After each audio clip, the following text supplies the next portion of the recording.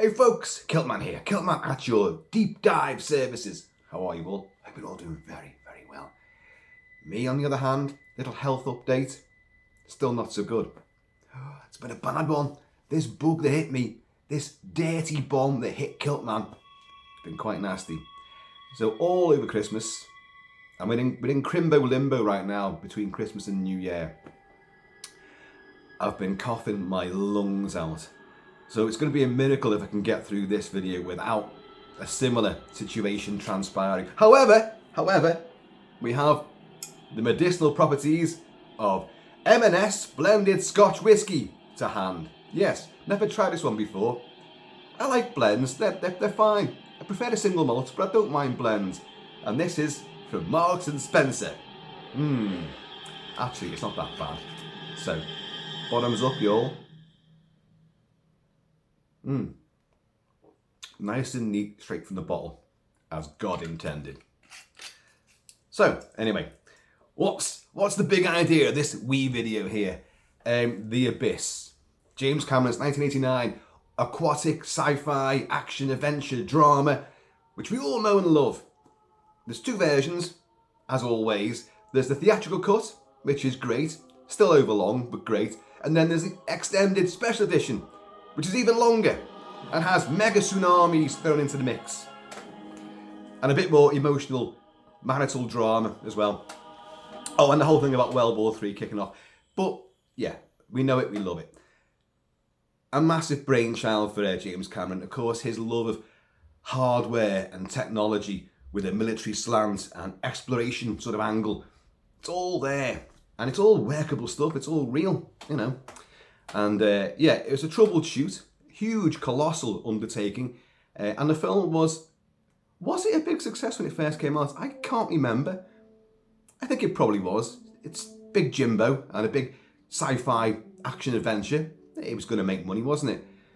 Now, we've waited a long time, seemingly forever, for 4K releases of some James Cameron movies, notably The Abyss and True Lies. And finally, we're getting The Abyss very, very soon on 4K. However, oh dear, if you're in the UK, you're going to have to import that sucker because it's not coming to the UK. We will explore why. And it's not a surprise to me at all. But we're going to have to import it from Europe or America. It'll cost you roughly the same, so don't worry about it. And it'll play on your UK machines, so don't worry about a damn thing. But it is this old controversy again about that specific scene. You know the scene that I mean. Hippie, Todd Graff, I think his name is, who has his little pet rat, Hippie and Ratty. I forget the rat's name. But they're on the deep submersible rig, you know, in the Cayman Trough and all that. There's little sentient alien things down below in the abyss. The USS submarine Montana has an interaction with something non-terrestrial and takes a big nosedive, but it's got thermonuclear weapons on board. So the US Navy SEALs arrive, headed up by ubiquitous US Navy SEAL actor Michael Biehn, and they go down to get all the stuff out of, all the dangerous things and things they don't want the Russians to get hold of from the USS Montana. Discovering all floaty dead bodies and crabs coming out of people's mouths and all that kind of stuff. But there's other things down there as well. Strange, luminescent entities. Yeah. NTIs, as we learn that they're called. Non-terrestrial intelligences. And anyway, but Coffee has a problem. He descends too quickly. And he gets high pressure nervous syndrome, which of course, if you're diving, you've got to maintain the pressure and descend slowly, and he goes too quickly. So if you go beyond, I think 100 feet, 150 meters, something like that, and you go beyond that level and you descend too quickly, you're prone to getting it, which is tremors, nausea, dizziness, your EEG, all the electrical impulses in your brain go on the fritz. You begin to have tremors and all that, and the only way of curing it is to ascend sensibly back to shallower depths, and it's caused by the breathing gas that they have, which has helium in it, and that's the one that causes this problem. So, and it's all reversible. So as soon as you go back to these shallower depths, you're going to be okay. But for the filmic purposes, he goes insane. He goes loopy-loo. Coffee looks and he sees Russians. You have to look with better eyes than that, says what's her name? Lindsay, who's in charge of the deep rig thing. An estranged marriage with Ed Harris, which is played by Mary Elizabeth Mastrantonio, and a delectable beauty she is, and great actress too. But she sees the NTIs and she knows, look, he's going mad. He wants to send a bomb down. He wants to use one of our remote vehicles. He wants to send it down the trough, the trench, right into the belly of the NTIs. We can't let him do that. Cue lots of fights and action and a raging storm above. Lots of crew people die. Ed Harris's mates die. Lots of Navy SEALs die. It's all death, death, death. And little space aliens down below the depths. And a lot of self-sacrifice takes place in it as well. But back to that scene in question. There's a bit of self-sacrifice takes place here, and it wasn't voluntary. Let's put it that way. A crucial element of the film hinges on this oxygen-rich fluid which you can breathe. You fill your lungs with it and you go down to deep depths and you can survive.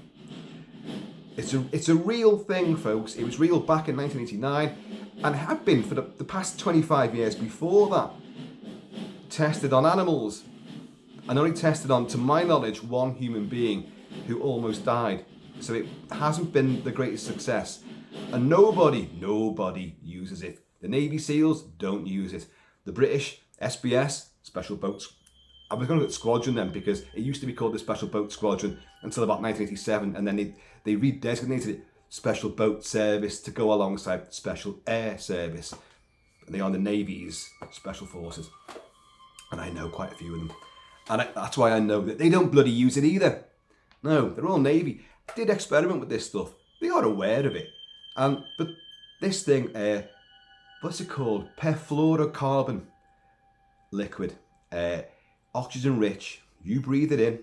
It's pumped into you, fills your lungs, and you can breathe. The thing about it is you will panic to begin with, and panic big time. Your lungs don't want water in them at all, or fluid in them. It's not what they were devised for. So you will go into spasm, you'll go into shock, you will fight against it. And then, as we see in the movie, little Ratty is put in. Because they've got this experimental thing, for deep dive and breathing purposes. The SEALs are explaining to the deep drill crew. And he said, well, how's it work then? And he's got his rat perched on his shoulder. So he just grabs the rat. I think he's called Ensign Monk, this Navy SEAL. And he grabs like a wire frame, puts the rat inside this tank of fluid and puts the wire frame over it so it can't get out. And you see the rat panic. And the rat begins to convulse, and then it begins to swim. And like Monk says to Hippie, look, she's doing it, she's breathing. And Hippie just says like, she's doing it, but she ain't digging it, And then you bring the rat out, and the rat survived. The rat's fine. You've got to squeeze all the fluid back out of it again, but you can't be pleasant either. But the rat does survive. Now, during the production of the movie, they did it 5 or 6 times. So 5 or 6 different rats went through this process, all of which survived. Now, in the UK, that scene was cut. Why? Because we have a law in this country where you cannot put animals in danger, in a fearful situation, put them in jeopardy. You can't do it. It's not the BBFC. It is not the British Board of Film Classification, not censors. It is not down to them. They have no choice. So when this film first came out in the UK, that scene was cut, and cut very clumsily. It actually didn't make a lot of narrative sense. You could hear the dialogue, but you couldn't see what was happening. But I always understood why. And when it came out on DVD, yeah, it was similarly cut, but I had the American 3-disc version. Oh, that elaborate menu screen where you're going down depth for depth for depth and different features. Oh, it was a truly great box set, that was. Don't know where it is though. If I'd known where it was, I'd have put it behind me, you know, as a bit of set decoration. But no, couldn't find it. I have to make do with aliens and a shark, submarine, and there's a rat. There's Remy from Ratatouille, who I've submerged in my own fluid. Not my own fluid. Come on now. And he seems to be all right, doesn't he? And we've also got a xenomorph submerged in a tube of fluid as well. And he seems to be sitting there quite hunky-dory. So, hey, job's a good one. Everyone's fine. But the British law system said, no, you can't have that. The BBFC, their hands were tied. You can't show this. It's showing an animal in distress. We don't care that it survived. You put it against its will into a dangerous situation, which caused it to panic. We can't allow that. We don't allow a lot of on-screen action involving animals, particularly horse falls, where they pull the tripwire and the front legs of the horse get ripped right away from under it and they go arse over tit. And a lot of them do die. It's a very savage way of bringing a horse down. It looks amazing in movies. So in this country, things like Conan the Barbarian and Burt Lancaster Western movie Ulzana's Raid suffer quite considerably, but because you lose quite a bit of footage and amazing stunts, and the continuity of certain scenes, especially in Conan, are really thrown to the wind. Ha! Crab laughs at your four winds. But that's the law. That's the way it stands. We will not show things like that. So the BBFC had their hands tied. It isn't their decision. They didn't have the choice. They actually approached the producers of the movie and said, like, look, you've got to cut that scene. And James Cameron just said, no, you either show my film uncut or not at all. This is for the UK, the 4K release. So that's why we're not getting it in the UK. I mean, I've seen people saying, well, it's not just his principle. He doesn't want to do another run of specially made, 4K discs with little cuts made to them. He doesn't. That's not that. It's not that at all. People they often have to cut movies for various territories, so they're not like, oh, I can't. Nope. I will not cut my film. It's not worth the expense just for your country. They would do it. But James Cameron is a stickler. Is old Jimbo. It's quite a bit of a taskmaster. Ruthless, brutal tyrant on set. We know. We've heard all the tales. And even from this one, poor old Mary Elizabeth Mastrantonio, there's a sequence where she has to, a lot of self-sacrifice, she has to drown herself so the bud can use the limited supply of oxygen. And she said, look, my mammalian reflex will kick in the cold water and it'll preserve me, get me back to the main station, and you can revive me. Which of course they do. But, hang on. I'm reviving myself here. It's not exactly liquid oxygen, but it's keeping me going, put it that way. And they bring her back. And of course they have to rip open her top, revealing her chesticles. And they use a defrib and they're doing all this stuff and all that, and like massage and everything. And finally she will revive. And everyone's happy because they've seen Mastrantonio's boobies. Well, the problem with that sequence is that Cameron did take after take after take. He was rivaling Kubrick for his Leviathan numbers of takes on movies, putting the cast in real distress and exhaustion. And Mary Elizabeth Mastrantonio suffered throughout this. The indignity of it, the discomfort of it, the repetition of it. She was exhausted, she was worn out, and she felt exploited. And she vowed she'd never work with Big Jimbo ever again, which I think she's pretty much stuck to, I think. And I wouldn't like that, having me bits on show. But anyway, I'm lying, I don't care, my bits are always on show. But this scene with the rat remains controversial. So we're not going to get it because of that. Now, before you all go, listen, well, what about Apocalypse Now? Hey, what about that? Where that poor cow at the end, the poor sacrificial bull, gets sliced in half and its head hacked off and all that, whilst Willard is about to go and kill, Colonel Kurtz. Well, folks, the way that he got around that one is because he didn't set that up. Francis Ford Coppola did not bring that bull, cow, whatever it is, into the sacrificial arena to be sliced and hacked up. The indigenous tribe living there in the Philippines when they filmed Apocalypse Now were going to do it anyway. Now, I don't agree with it. I think it's a truly horrific scene. I've reviewed the movie, talked about it a lot, and I find it immensely distressing. But sometimes in a film of that power and magnitude, you have to just... because it's craftily intercut with Willard killing Kurtz. So you can't put aside the real life slaughter and just focus on the make-believe slaughter, which you don't really see much of that, because it's the slicing of the poor ox. It's ox, bull, cow, whatever the hell it is. It's not pleasant, but the destruction of that is what you perceive to be destruction of Kurtz. Now, he gets away with it because they were going to do it anyway. He didn't organise it. It wasn't in the script. He heard they were going to do it. Right, get the cameras there. Get Timothy Bottoms in there as well. So one of the cast members. Have him prancing around and enjoying the whole ceremony. And we'll just put the cameras and film it and put it in. That's how they get away with it. Of course, like documentaries, things like, you got David Attenborough. David Attenborough going around the world and filming, and having spent about 70 years doing this, if not more, filming wildlife, doing what wildlife does in the wild. It takes lives. For something to live, it has to kill something else to eat it. And we don't like that. We don't like seeing gazelles getting stalked and then pounced on and ripped apart by lions. You don't like to see it. But again, they can show that because it's documentary. It's real. It's not like, it hasn't been staged. It hasn't been rehearsed. They haven't dragged a poor ocelot into the line of fire, and they just let the cameras roll. It's nature. It's cruel. But I don't like anyone using animals, exploiting animals' lives or their health and safety just for the sake of a movie. I don't agree with it. I don't like the cuts made to Conan the Barbarian or Ozana's Raid, which is why I have foreign versions, obviously.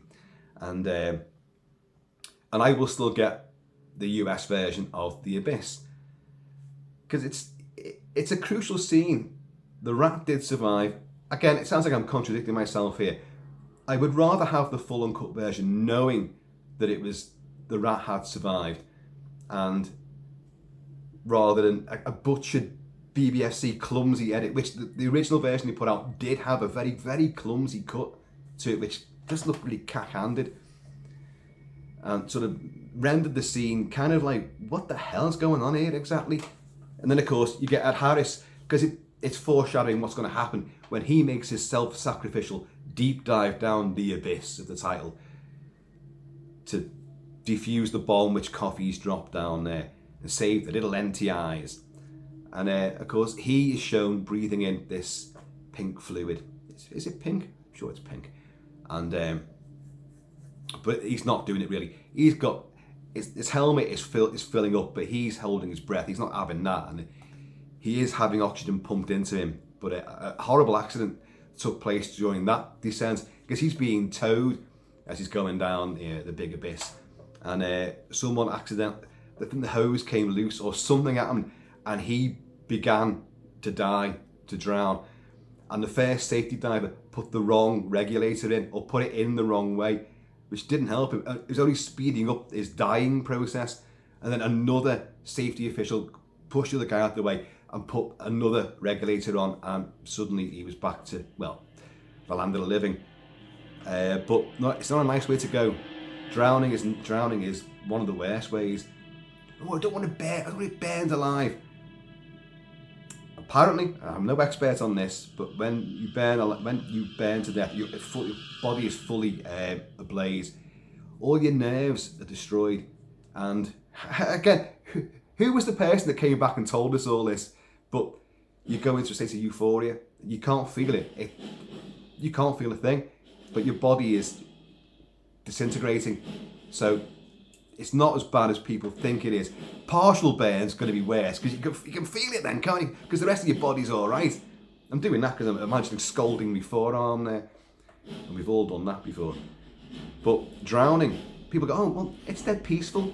And how many times in movies do you see, or you don't see it now, but in a lot of swooning romances and sort of noir or gothic melodramas from the 40s and 50s, the woman would have a few drinks and in her diaphanous gown, she'd walk out into the serene, moonlit waters of some bay in California and attempt to just submerge herself in the water and never resurface alive.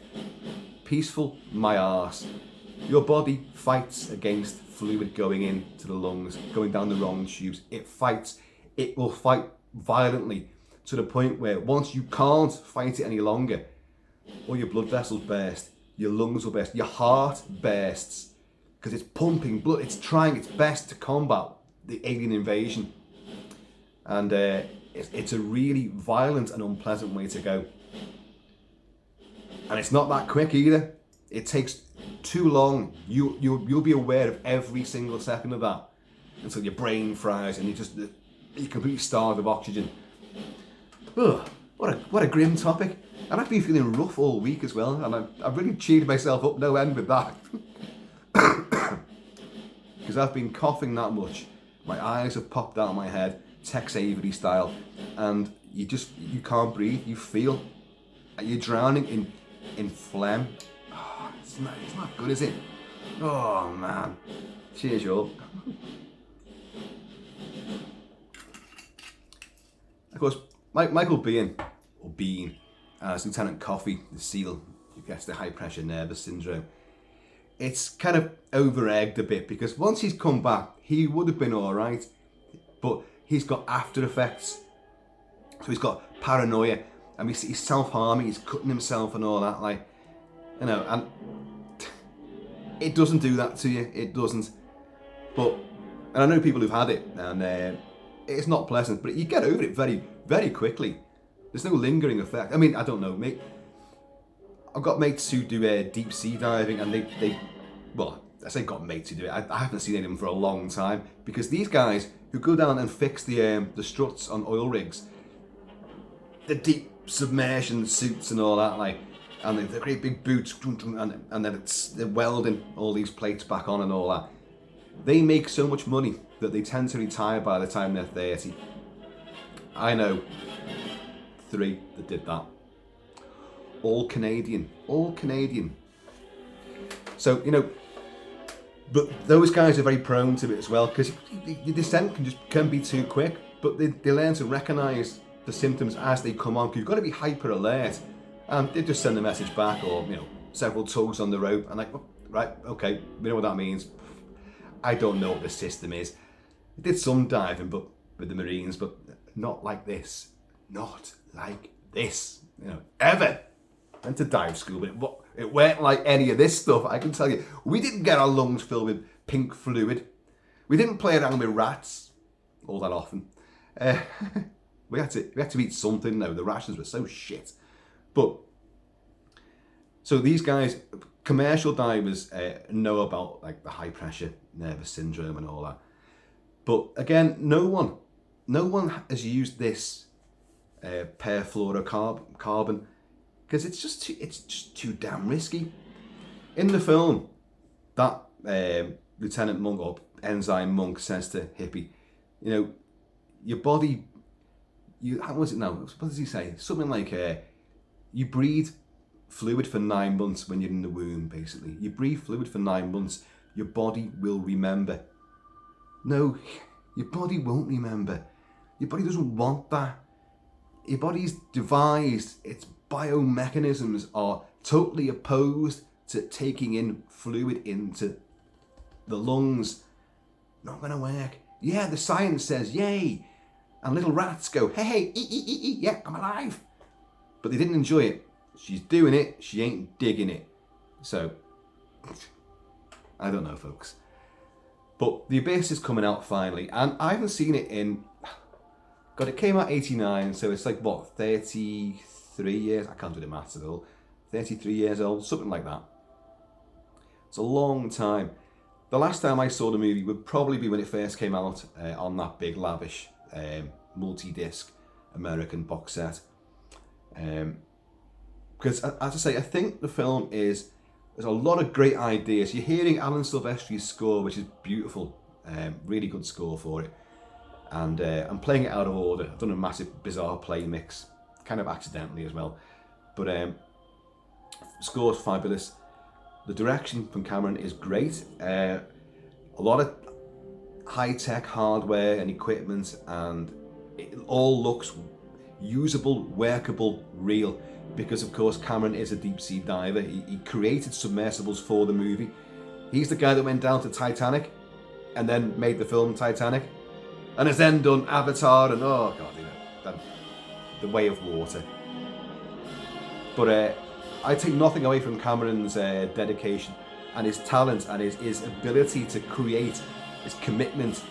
I think I wouldn't like to work for him. I definitely wouldn't like to work for him. But so Jim, you know, that job offer, I'm on the fence. Bit more of that, mates. Yeah, a few more trips to the Bahamas, man. I could be on side. I'm open to negotiation. Cheers, Jim. Cheers, everyone. Yeah. But I think the film is okay. You had another film that came out called Leviathan. The Abyss is a Leviathan of a movie. There's so many ideas in there. Huge number of characters. Lots of set pieces. And I've always thought that the NTIs actually felt like an afterthought. Like, yes, you've got a sunken submarine with a thermonuclear weapon on board and other things within the SEALs have got to rescue. Big storm raging over. Lead SEAL goes mad, wants to drop a bomb, you know, on Russia. You could have made it like that. Hunt for Red October, that sort of thing. Gone rogue. But no, Cameron thought, well, I'm known for a sci-fi element, so I've got to give this. But they do feel like they're not part of the plot. I know they're in it a lot, the pseudopods and all that, like. And of course, the CG now, it doesn't look that good. Well, I say I haven't seen it for a good few years, but I can imagine it won't look quite as good unless he's gone in and cleaned things up, as these guys are prone to do. But I still love the cast, I love the score, and I love the atmosphere of it. You know, it's in a place where there's no atmosphere, or very crushing atmosphere. So, but lots of action set pieces. But it does feel too long. Even the theatrical cut felt, right, do we really need all this? But it's an event, and I'm kind of looking forward to it. So I just thought I'd try to get myself back into doing videos and see if I can last half an hour or so without coughing my lungs up. And we're almost there. Let's go another couple of minutes. Let's see if I can hit that threshold. What's that you're saying? Oh yeah, I did have a cough before, didn't I? Oh, bugger it. That's not good. You don't want to touch out for one of these things. It's not COVID, folks. It's not. And who cares about COVID anymore? Seriously, who cares? You're not supposed to isolate or do anything. Just carry on. Carry on regardless. And yet, back during the pandemic, the bodies were piling up. The bodies were piling up. Yeah, some did. Where was all the funerals then? I lived by a cemetery, just there. I did videos on this at the time. I'm not denying anything, by the way. It happened, yeah. People did die, but not at the rate they were saying. Don't you go falling for that shite. And if something was that bad, and you've got a couple of vaccinations which were rushed in, and of course now the big companies are like, shit, yeah, we didn't test them properly, and there have been serious side effects. Yeah, oops-a-daisy. But that's not getting talked about very often, is it? No, it isn't. I had the 2 jabs and then the booster. It was a third fucking jab. And as regular viewers know, I was ill as hell. I was really, really badly ill. I had a massive bad reaction. And I had Pfizer and that other one. The one that gave you blood clots. I got that one as well, initially. But it didn't matter. Didn't matter what you fucking pumped into me. I was going to be at death's door. Bastards. I will not have that jab again. Never. You're not putting that needle in me. You know, none of you. Don't care what you say. I'll just have this filth and muck instead. So at least I'll be preserved. I'll be pickled, you know. But yeah, so let me know what you think about the law about animals being in jeopardy in movies. I mean, you've got the cannibal movies, of course. Now, the cannibal movies, you think, well, if they're eating real people, that's going to be a bit of a taboo, buster. No. That was all fake stuff. But it's a cannibal movie, and yet they show a lot of animal destruction. Animals eating other animals, animals having their flippers hacked off and just fucking left to suffer. Yeah, and I do not agree with that. Sadly, the film Cannibal Holocaust, Ruggiero Deodato's classic, is actually a really good film. Now, in the UK, it was banned, but there is a version of that movie where all the animal cruelty is taken out of it, and I applaud that. So, wouldn't it be an ample opportunity here in this country now to say, like, look, we're going to put out The Abyss with a little flash on it saying, like, this is just another idea, with a little flash on it saying this film contains a sequence of animals in jeopardy, viewer discretion. Or you just cut the thing all together, or do two versions, like Zombie Flesh Eaters, the strong uncut version, and the little wimpy theatrical cut, which we had. You could do two versions. But no, it's all I'm messing about. And they know as well as we do that we're all going to just import it anyway. So for the sake of, it seems ridiculous, doesn't it? For the sake of a rat sequence, which the rat survived, and 4 or 5 of his mates survived as well. And they went on to live happy, ratty Hollywood lives. They formed a new rat pack. And but yeah, it's controversial, and in this country we will not stand for it. Animals in jeopardy, but we'll happily tolerate, XL bullies, footage of XL bully dogs attacking people, and we'll happily show that because it's real. It's real stuff, folks, and it's newsworthy. Right, there you go. I've done 32 minutes and really haven't succumbed to the real stuff going on. So let's hope that continues, and I might even push my luck and do another wee video, because there's something which is just other side of the big Kilt-Man kitchen, just over there, which I want to show you, and it's to do with this. Yeah, so we're going to be all at sea all over again.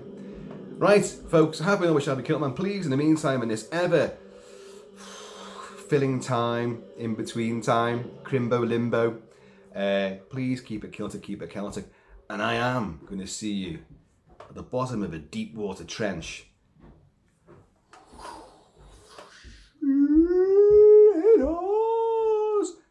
She's doing it, but she ain't digging it. That's true of our wedding night.